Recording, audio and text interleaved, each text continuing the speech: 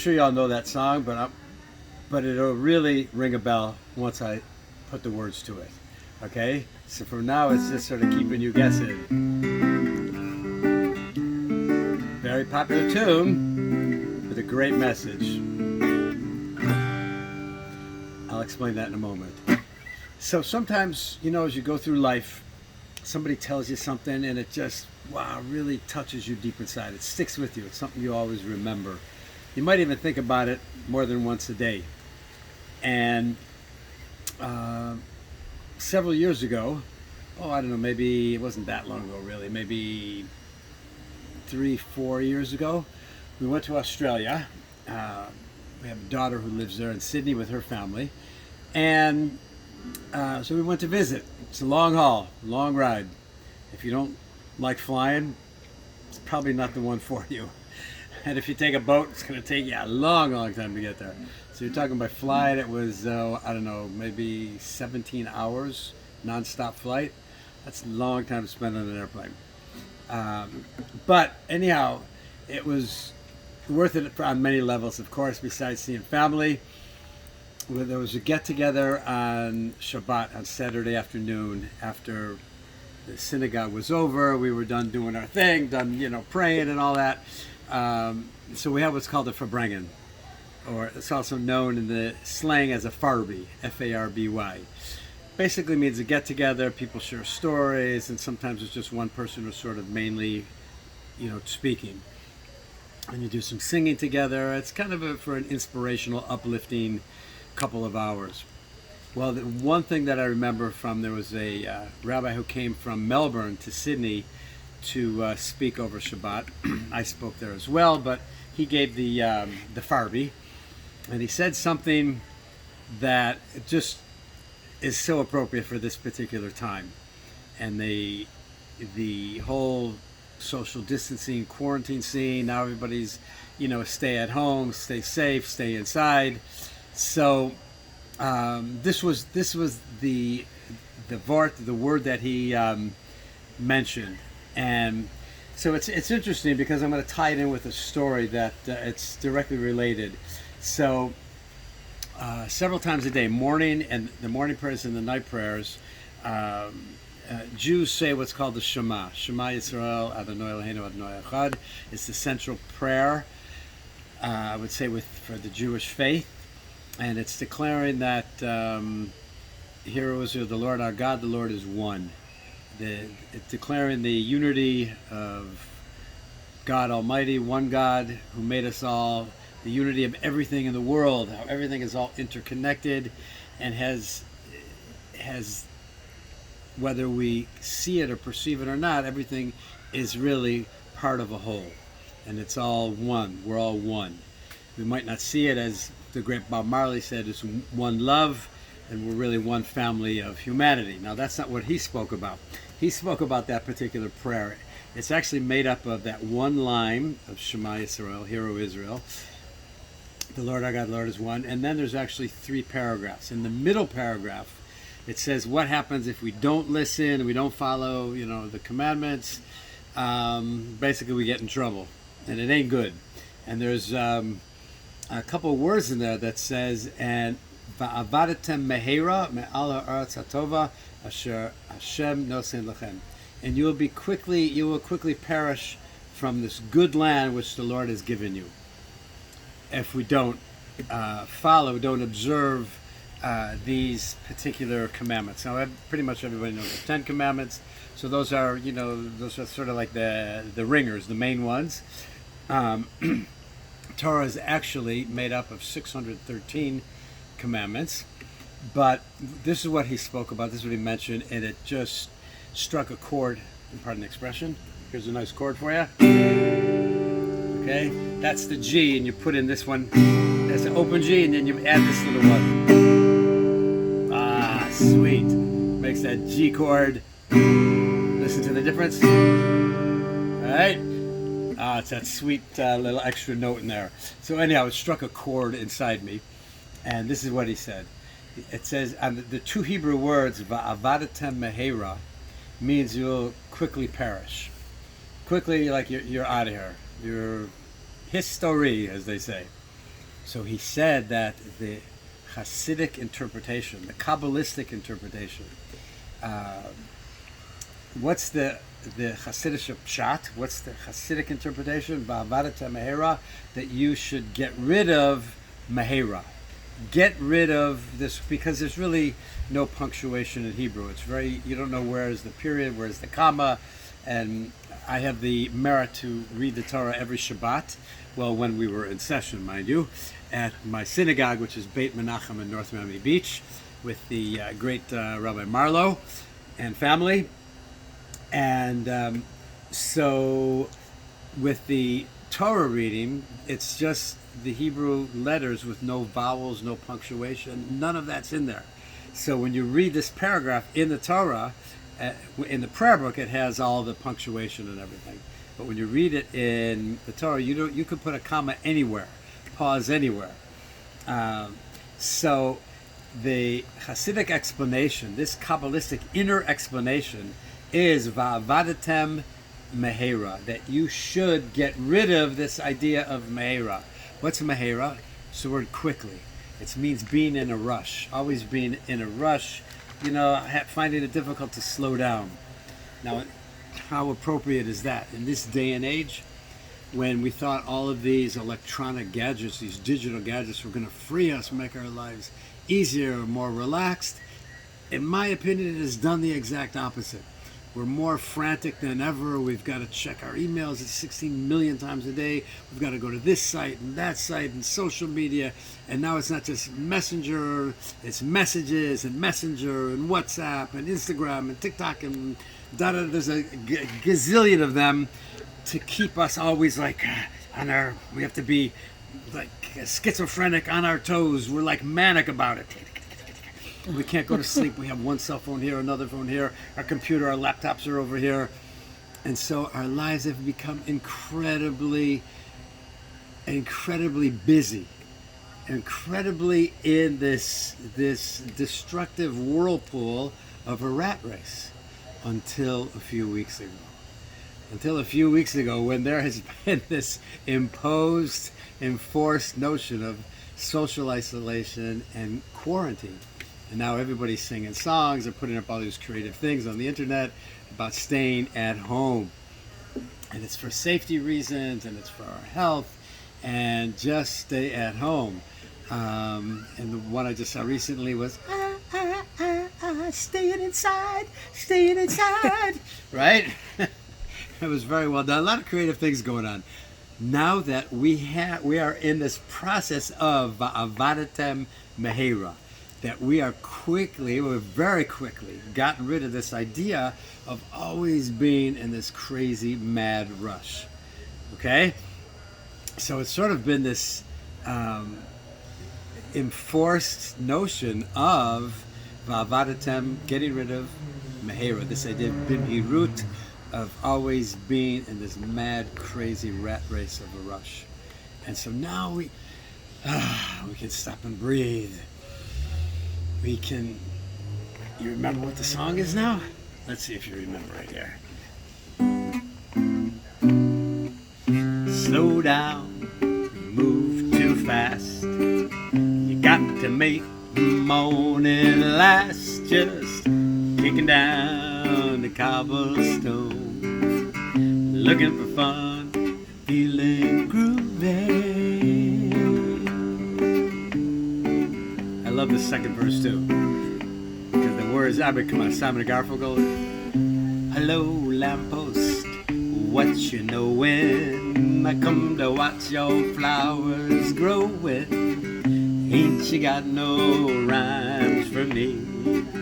Do, feeling groovy. Da da da da da da da da da la la la la la. So that's the song, man. Ready?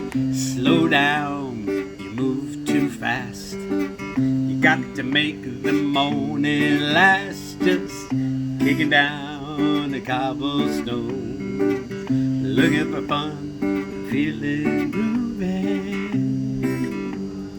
feeling groovy.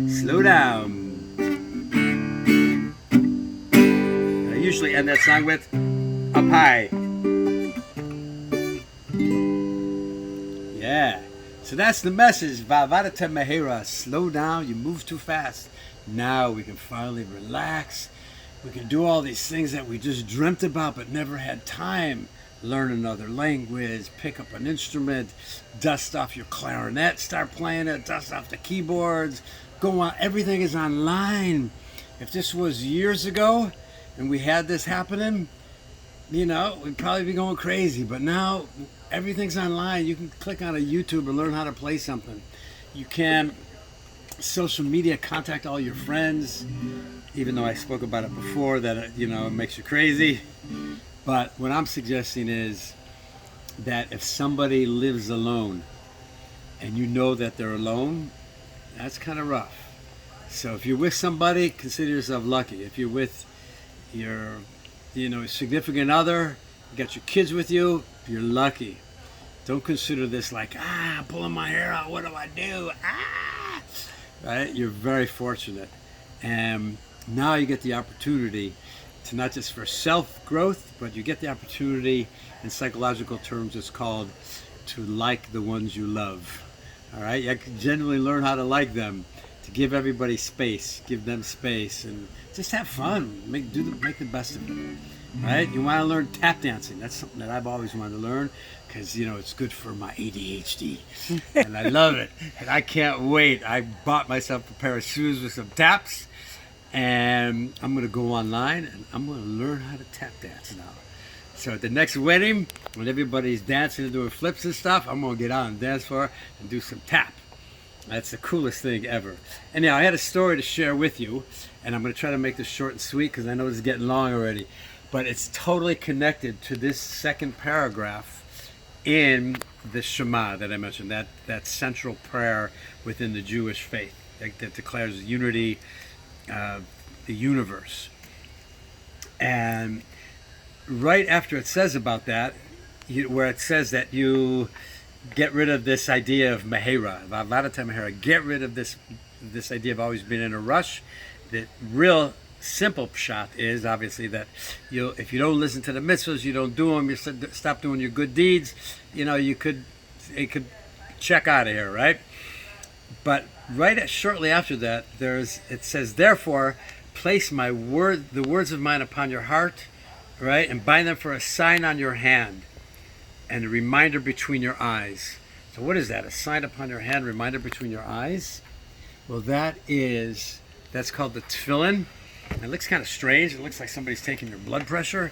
It's got a box with 4 chapters that are written in Hebrew on parchment from a scribe. And so it's all intricate laws about that. But at any rate, you actually put it's inside of a leather box, and you wind it on your arm, you put it on your head, and that's how you daven, that's how you pray. This is a mitzvah that's given over to a man once he reaches the age of 13, or bar mitzvah. I know a lot of you probably know what a bar mitzvah is. You've probably been there. The joke is sometimes there's more bar than there is mitzvah, but we'll let that one ride. Anyhow, so I wanted to share this story with you, and I guess this is really turning more into Farby, into our Verbringen here. But I wanted to start off by saying that Rabbi Marlowe, the rabbi of our shul, had a Verbringen that he gave. Now you have to do it, you know, through Zoom, online, you know, face-to-face chat, whatever you're using for that. So he mentioned a story how there was some women who were flying from Detroit to New York, and they got stuck in the airport, and it was Friday afternoon before Shabbat. So they, being that they were followers of the Lubavitcher Rebbe, so they wrote into the Rebbe like this emergency letter, quick help. You know, there was a bunch of ladies, I'm not sure how many there were, but that's not the important part. But they wrote into the Rebbe that they were stuck in the airport, and Shabbat was like 3-4 hours away now. They didn't know what to do. What should they do? They were stuck there. So the Rebbe's response, I thought, was absolutely mind-blowing. And this is something that, if you remember anything out of this little Verbringen right today, it's this notion of Va'avarta Mehera, right? Get rid of this idea of always being in a rush. Slow down. You move too fast, right? And the second thing is what Rabbi Marlow, when he mentioned this story, the Rebbe wrote back and saying there's no such thing as a person being stuck somewhere. So he wrote them back saying you're not stuck, and in other words, everything was going to work out fine, which it did. And I don't think they ended up making it back to New York for Shabbat, but they had an alternative plan, and the Rebbe wrote to them that they're not stuck. They were there for a good reason, and it's sort of like that Beatles song of.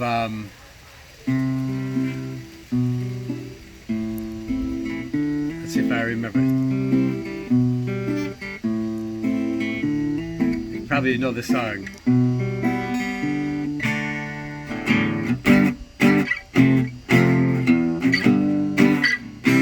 And they had a line in there, nothing you can do that can't be done, right? Nothing you can sing that can't be sung. And I love this part. Nowhere you can be that isn't where you're meant to be. It's easy. Of course, that's a song. All you need is love, right? All you need is love. All you need is love, love. Love is all you need. But there's a great line in that song by the Beatles. Nowhere you can be that isn't where you're meant to be. And so when they wrote into the Rebbe, oh help, what do we do? What do we do? We're stuck. What was the Rebbe's response? Not that, may God Almighty take you out of this difficult situation. May your rescuer come and bring your salvation. He said, you're not stuck.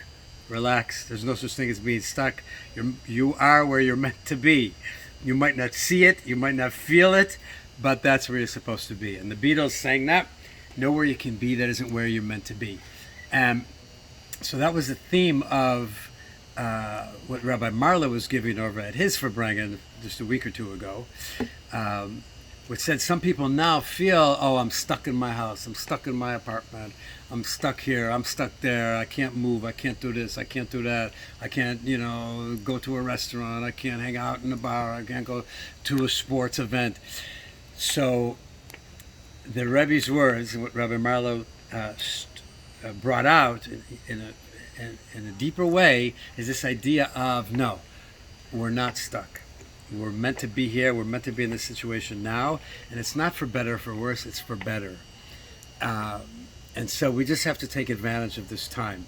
So I want to share this one story with you, and then I shall. I know this has gotten a little longer than I had anticipated. What are we on? 50 minutes and counting here. So I thank you for watching, by the way. I thank you for listening if you're still with me. But I have an amazing story to share with you that illustrates this point so well. It was a time when I thought that I was stuck so bad. And it goes like this. So every summer, Gittel and I, we drive up to Camp Mesorah. We both work at Camp Mesorah up in New York State, in the central New York State, beautiful mountains of New York State, gorgeous area. Chenango County, if any of you have ever been there, all beautiful farm country.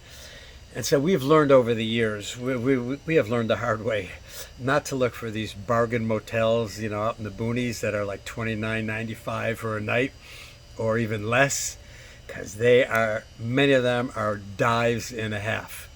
And I've been in a few places where we went in, the year before we went in, and it was the only one we could find. It was late at night, we were desperate. We go in there, and it was one of these $25 specials, and it was probably 2 o'clock in the morning. And we get in there and into the motel, and we unload, check in, we unload, and I see not just is the bathroom window open to an alleyway in the back, there was no bathroom window. So, okay, I call up the guy, okay, dude, I need my money back, we're getting out of here, on the hotel phone, the motel phone. So I told him what was going on. He said, oh, I'm very, very sorry. They were doing construction. I put you in the wrong one by accident. Meantime, it was like sleazy, beyond sleazy. So that was the year before. Now, this was just, I think, 2 summers ago.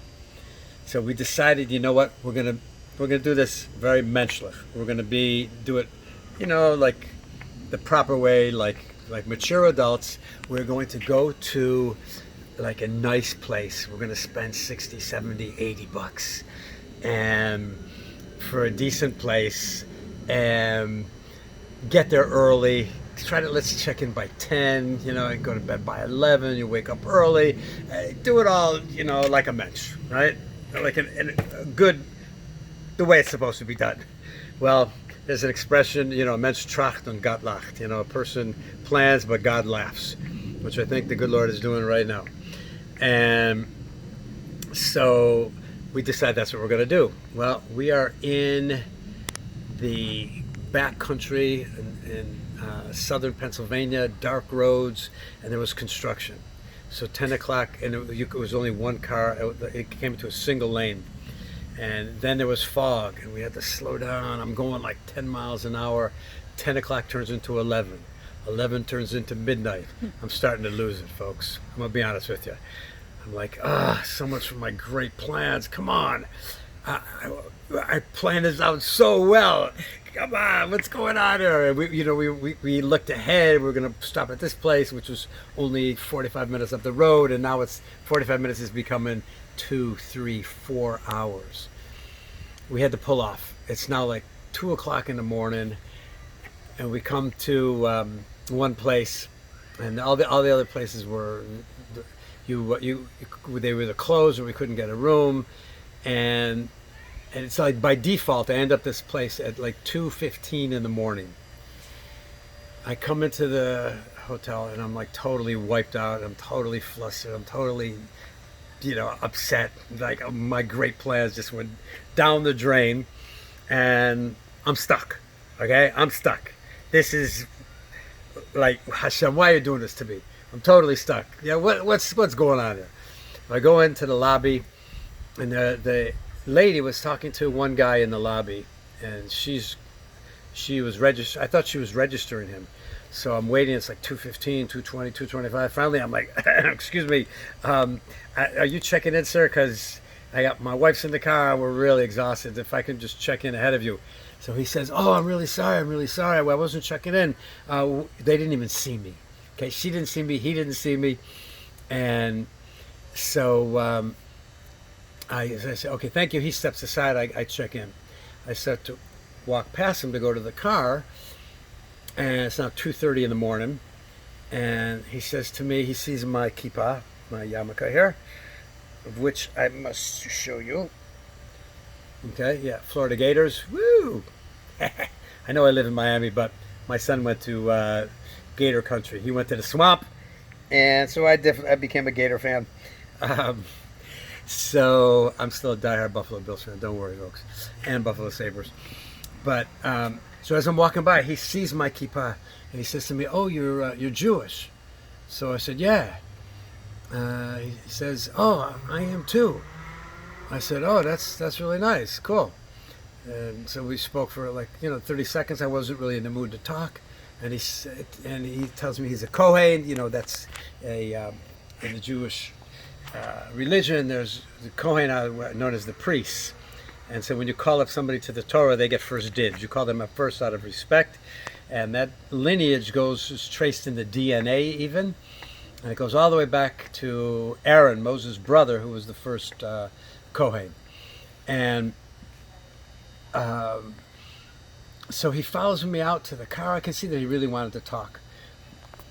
It turned out that this was a guy who was down and out on his luck. He had been just hitchhiking around the country. He was in his 40s, and he had lived in North Dakota, and it had been a while since he had seen a fellow member of the tribe before.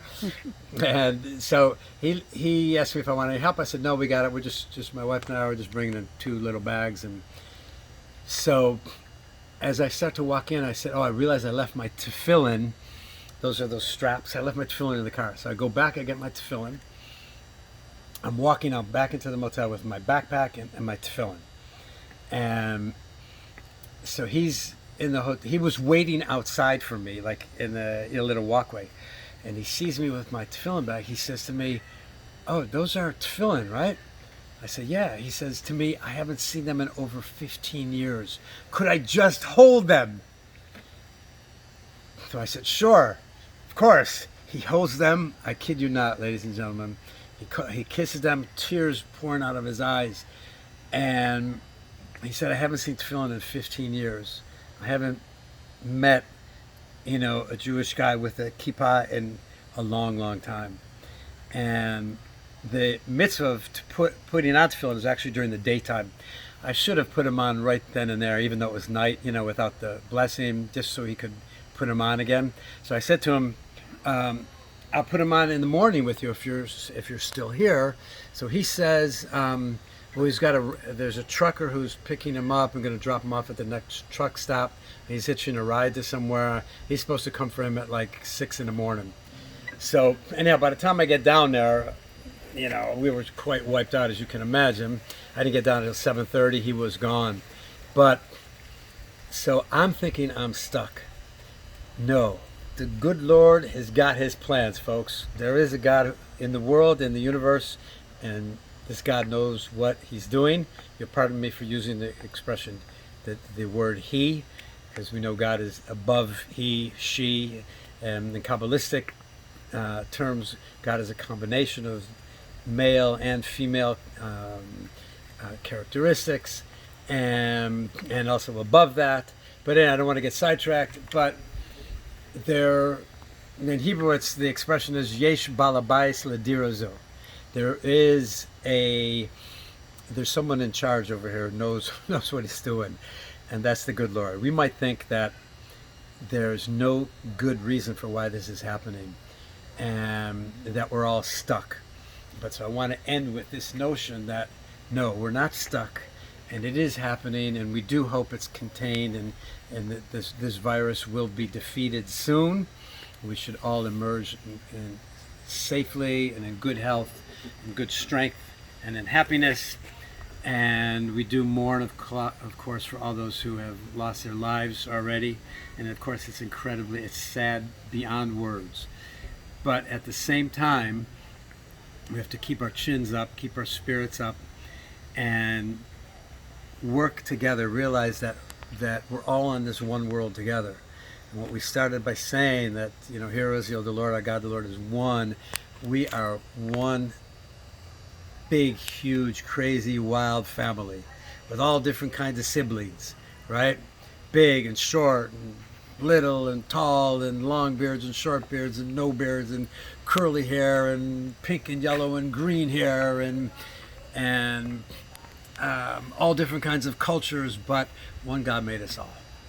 And so stay strong, everyone, and just put this time to good use. Now's the time to chill out, do those things that you never had time to do. And a lot of people have told me that they've never had time to get to know their kids. The kids have never had time to get to know the parents. And the kids have never had time to get to know each other. And you've never had time maybe to get to know your grandparents, your great-grandparents. If anybody is alone, the mitzvah out of this is call them up today and just see how they're doing. They'll appreciate it. Share the love. And just remember, slow down, you move too fast. You got to make the morning last. Kicking down the cobblestone, looking for fun and feeling groovy. Da da da da, da da la la, la la la la la.